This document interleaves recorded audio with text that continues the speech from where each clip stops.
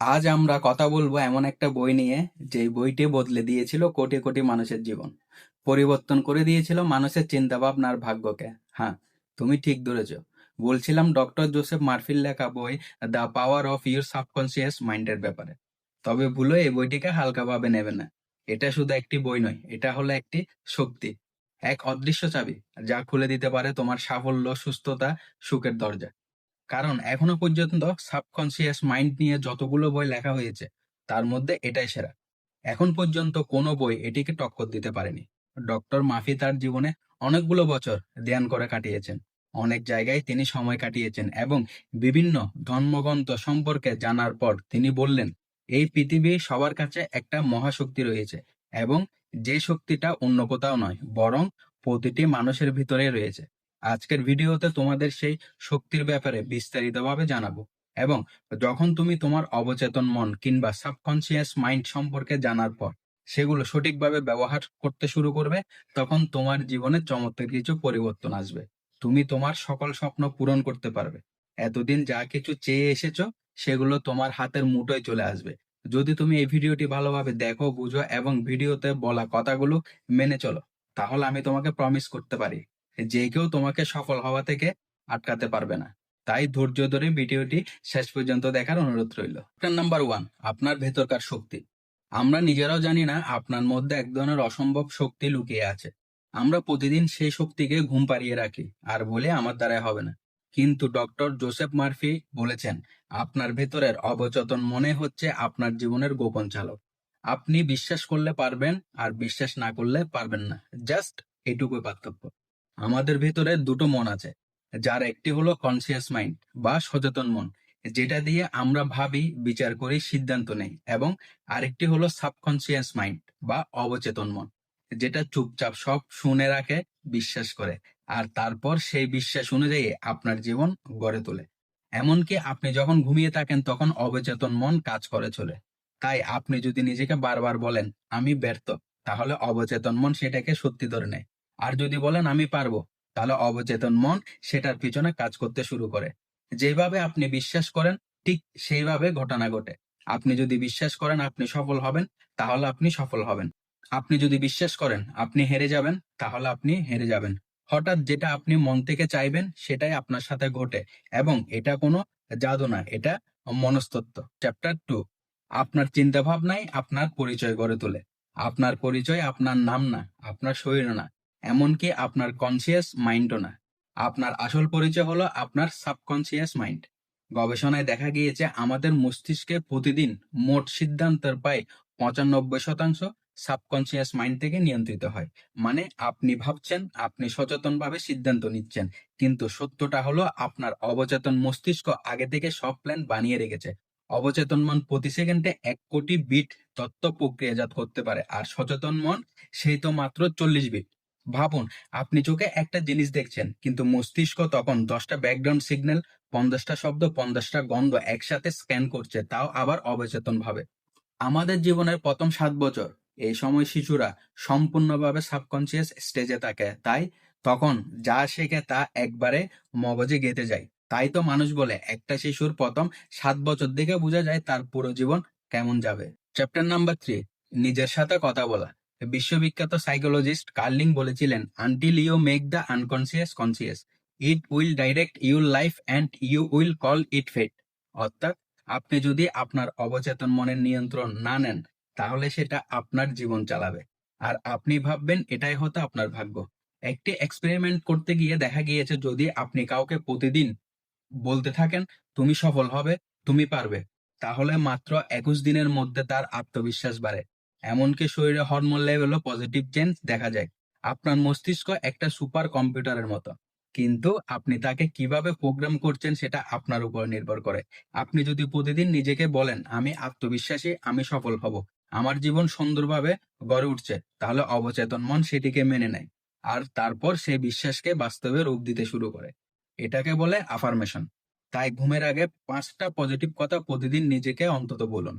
আমি সত্যি বলছি, এটা করলে আপনি অবাক হয়ে যাবেন এবং কয়েক সপ্তাহের মধ্যেই নিজের মধ্যে পরিবর্তন লক্ষ্য করতে পারবেন। আপনি যদি বারবার নিজেকে ভয় দেখান, যেমন আমি ব্যর্থ হব, লোকেরা আমাকে খারাপ বলবে, তাহলে অবচেতন মন সেটাকে সত্যি বানিয়ে দেবে। ভয় করা মানে আপনি নিজেই নিজের ভবিষ্যৎ নষ্ট করছেন। অন্যদিকে ভিজুয়ালাইজেশন করে আপনি যা ভাবছেন সেটাই পাবেন। মনে রাখবেন, ছবির মতো করে ভাবলে বাস্তবের মতো করে তাই পাবেন। চ্যাপ্টার নাম্বার 4, সাবকনসিয়াস মাইন্ডের মাধ্যমে আপনার রোগ নিরাময়। আপনার অবচেতন মন আপনার শরীরের প্রতিটি কোষকে নিয়ন্ত্রণ করে। আপনি যদি বারবার বলেন আমি অসুস্থ, তাহলে আপনি আসলে অসুস্থ হয়ে পড়বেন। আর যদি আপনি বলেন আমি সুস্থ, আমার দেহ সঠিকভাবে কাজ করছে, তাহলে দেহ সংকেত পাবে আর সুস্থতার দিকে এগিয়ে যায়। আপনার মুখের প্রতিটি কথা আপনার শরীরকে প্রবাহিত করে। তাই ঘুমানোর আগে আপনার অবচেতন মনকে কাজ দিন। ঘুমের ঠিক আগে আপনার অবচেতন মন সবচেয়ে বেশি অ্যাক্টিভ থাকে। এ সময় আপনি যা ভাববেন সেটা সরাসরি অবচেতন মনে ঢুকে যায়। তাই ঘুমানোর আগে ঠিক 3 বার বলুন আমি পারবো, আমি আত্মবিশ্বাসী, আমার ভবিষ্যৎ উজ্জ্বল। ঘুমানোর সময় মনে যা ঢুকে পরের দিন আপনার জীবনে তাই গঠন হয়ে যায়। অবচেতন মন কখনো তফাৎ বুঝে না।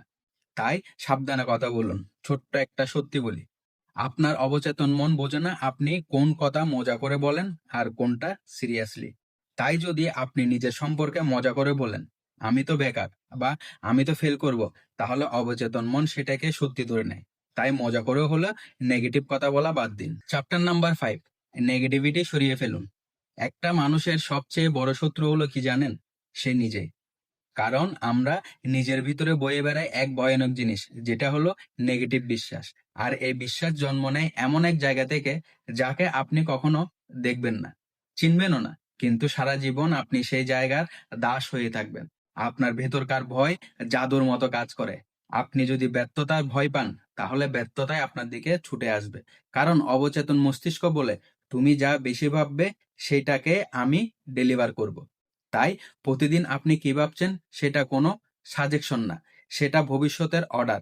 তাই চোখ বন্ধ করুন এবং ভাবুন আপনি যেখানে যেতে চান, যেটা হতে চান, সেটা হয়ে গেছেন। এটা কেবল ভাবনা নয়, এটা এক ধরনের চুম্বক যা ভবিষ্যৎকে আপনার কাছে টেনে আনে।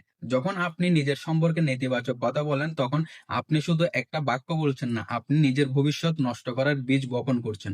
মনে রাখবেন, আপনার প্রতিটি কথা একটা প্রোগ্রামিং কোড যা আপনার জীবনের সফটওয়্যারে ঢুকে পড়ে। তাই নিজেকে কখনো ছোট করে বলবেন না, এমনকি মজা করেও না। আপনি কখনোই আপনার অবচেতন মনকে বাধ্য করতে পারবেন না। তাকে বিশ্বাসের সঙ্গে বারবার বলতে হবে। শান্তভাবে বিশ্বাস রেখে দিনের পর দিন আপনি যদি নিজেকে বলেন আমি বলতে পারি, আমি সুস্থ আছি, আমি আমার জীবনকে নিয়ে আনন্দিত আছি, তাহলে সেই একই কথা এক সময় এতটাই গভীরভাবে রূপিত হবে যে আপনি নিজেকে ভাববেন যে এই এক আমি নতুন, আর আমি এই নতুন কোথায় চলে এলাম। আপনি যদি দুঃখ খোঁজেন, দুঃখ আসবে। আপনি যদি ভয় খোঁজেন, ভয় আপনাকে গ্রাস করবে। কিন্তু আপনি যদি আশার আলো খোঁজেন, তাহলে সেই আলো ধীরে ধীরে আপনার জীবনকে আলোকিত করবে। অবচেতন মন কেবল একটাই কাজ জানে, আপনি যা চাইবেন সেটাকে আপনার সামনে এনে দেবে। ভালো মন্দ, আলোর পথ বা অন্ধকার সব আপনার পছন্দের উপর নির্ভর করে। নাম্বার 6, সম্পর্কে বিশ্বাস রাখুন। আপনি যদি মনে মনে ভাবেন আমার ভালোবাসা টিকবে না, সবাই ঠকায়, আমি কাউকে বিশ্বাস করতে পারি না, তাহলে অবচেতন মন আপনার সম্পর্কের সেই বিশ্বাস অনুযায়ী ধ্বংস করে দেবে। কিন্তু যদি আপনি বিশ্বাস করেন আমার সম্পর্ক সুন্দর, আমার ভালোবাসার যোগ্য, তাহলে ধীরে ধীরে সেই বাস্তবতা ফিরে আসে। আপনি যদি মনে করেন টাকা পেতে হলে কষ্ট পেতে হবে, আমার ভাগ্যে টাকা নেই, তাহলে অবচেতন মন সেটাকে বাস্তব করে। কিন্তু আপনি যদি মনে করেন আমি সহজে উপার্জন করি, টাকা আমার জীবনে স্বাভাবিকভাবে আসে, তাহলে আপনি এমন পরিস্থিতি আকর্ষণ করবেন যেগুলো আপনাকে সেই পথে নিয়ে যাবে। এক কথায় টাকা আসে মগজে, তারপর আসে হাতে। বইটির একটা অবাক করা কথা হলো আপনার অবচেতন মন প্রতিশোধ, ঘৃণার রাগ ধারণ করে রাখলে সেই বিশ্বাস ছড়িয়ে পড়ে আপনার নিজের শরীর ও জীবনে। অন্যকে ক্ষমা করা মানে দুর্বলতা নয়, এটা আত্মবিশ্বাস। কারণ এর মানে হলো তাদের উপর আপনার জীবন নির্ভর করে না। অনেকভাবে চিন্তা করলে সমাধান পাওয়া যায়, কিন্তু ডক্টর মার্ফি বলেন সবচেয়ে সব বড় আইডিয়াগুলো তখনই আসে যখন তুমি চুপচাপ থাকো, যখন তুমি বিশ্লেষণ করো না, গাণিতিকভাবে কোনো কিছু বোঝার চেষ্টা করো না, বরং শান্ত হয়ে বসে থাকো। তখনই অবচেতন মন ভিতর থেকে উত্তর তোলে। কেউ যদি আপনাকে কষ্ট দিয়ে থাকে আর আপনি সেটা মন থেকে মুছতে না পারেন, তাহলে আপনি সেই মুহূর্তটা বারবার রিপ্লে করছেন নিজের অবচেতন মনে। আপনি হয়তো দিনে 8 ঘন্টা ঘুমাচ্ছেন, কিন্তু অবচেতন মন সেই কষ্টটা রিলাইভ করছে। তাই যতদিন আপনি ক্ষমা করতে না শিখবেন, ততদিন আপনি এই সমস্যা থেকে মুক্ত হবেন না, নিজের মধ্যে বন্দী থাকবেন। অনেকেই মনে করে প্রার্থনা মানে কিছু শব্দ উচ্চারণ, কিন্তু ডক্টর মার্ফি বলেন প্রার্থনা তখনই কাজ করে যখন তো অনুভব হয়।